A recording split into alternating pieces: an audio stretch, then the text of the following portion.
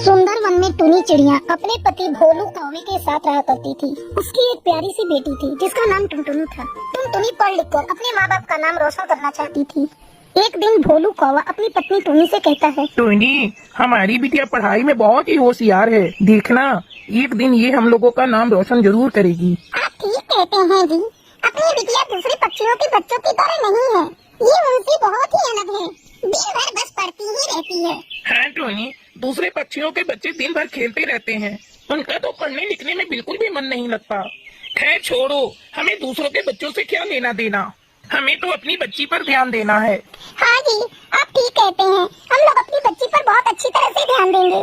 इस तरह खुशी खुशी उन लोगों के दिन गुजर रहे थे। एक दिन भोलू कौवा काम पर जा रहा था। तभी एक पेड़ की टहनी उस पर गिर जाती है और उसकी वहीं मौत हो जाती है। दूसरे पेड़ पर बैठा जुगनू कबूतर ये सब देख रहा था। अरे ये क्या, भोलू कौवा तो मर गया। मुझे इसकी खबर टोनी बहन तक पहुंचानी होगी। जुगनू टोनी चिड़िया के पास जाकर कहता है, टोनी बहन, भोलू कौवा अब इस दुनिया में नहीं रहा। ये तुम क्या कह रहे हो जुगनू भैया? भोलू तो अभी काम पर गया है।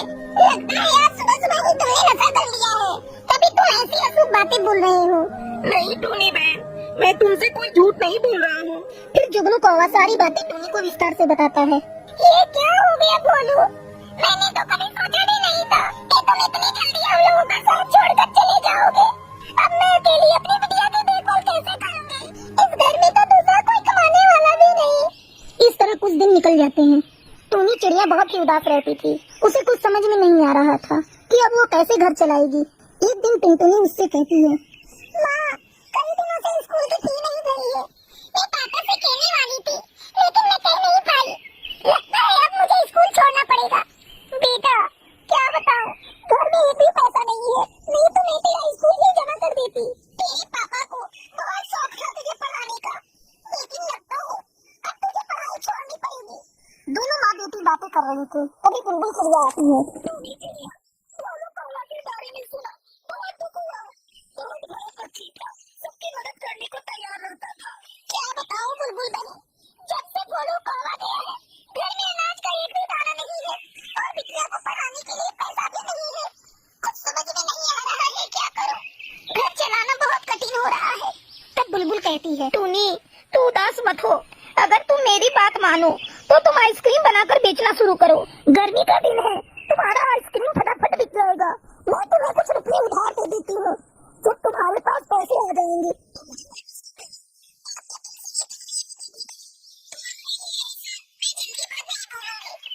टूनी बहन, कुछ रुपये, इन पैसों से तुम आज ही जाकर आइसक्रीम बनाने का सामान ले आओ। इतना कहकर बुलबुल चिड़िया वहाँ से चली जाती है। तब टूनी अपनी बेटी टुनटुनी को बुलाती है। टुनटुनी, अब तुझे स्कूल छोड़ने की कोई जरूरत नहीं। ये देख, बुलबुल ने मुझे कुछ पैसे दिए हैं, मैं इनसे आइसक्रीम बनाने का सामान ले आती हूँ। मैं कल से आइसक्रीम बनाऊंगी और तू उसे बेचना। रात भर कड़ी मेहनत करके टूनी चिड़िया आइसक्रीम बनाती है। अगले दिन टुनटुनी आइसक्रीम लेकर बाजार में बेचने जाती है। आइसक्रीम ले लो, आइसक्रीम, होममेड आइसक्रीम, ठंडी ठंडी आइसक्रीम। गर्मी बहुत पड़ रही थी। सुंदर वन के सारे पक्षी टुनटुनी के पास आइसक्रीम खाने आते हैं।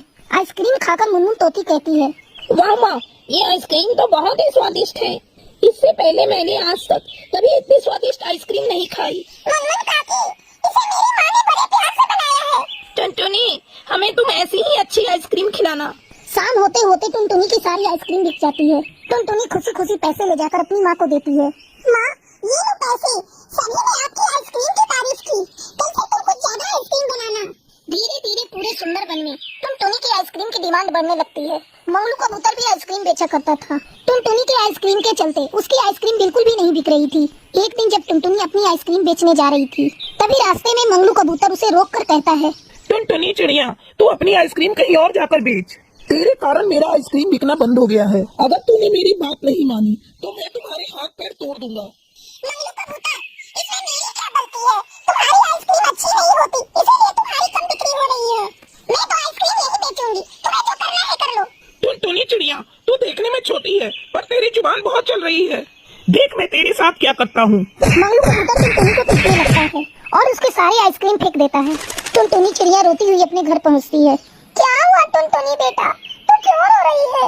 माँ, मंगलू कबूतर ने मुझे मारा और सारी आइसक्रीम को भी फेंक दिया। वो मुझे आइसक्रीम बेचने से भी मना कर रहा है। अब क्या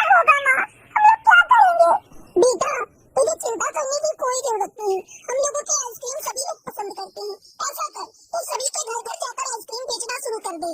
ठीक है माँ, तुम फिर से आइसक्रीम बनाओ, मैं भी सबके घरों तक आइसक्रीम पहुँचा कर आती हूँ। अब टुनटुनी जंगल के सभी पक्षियों को आइसक्रीम की होम डिलीवरी देने लगती है। आइसक्रीम बेचने के साथ साथ टुनटुनी अपनी पढ़ाई भी जारी रखती है। अब टुनटुनी के पास पैसों की कोई कमी नहीं थी, वो खुशी खुशी अपनी माँ के साथ अपनी जिंदगी बिताने लगती है।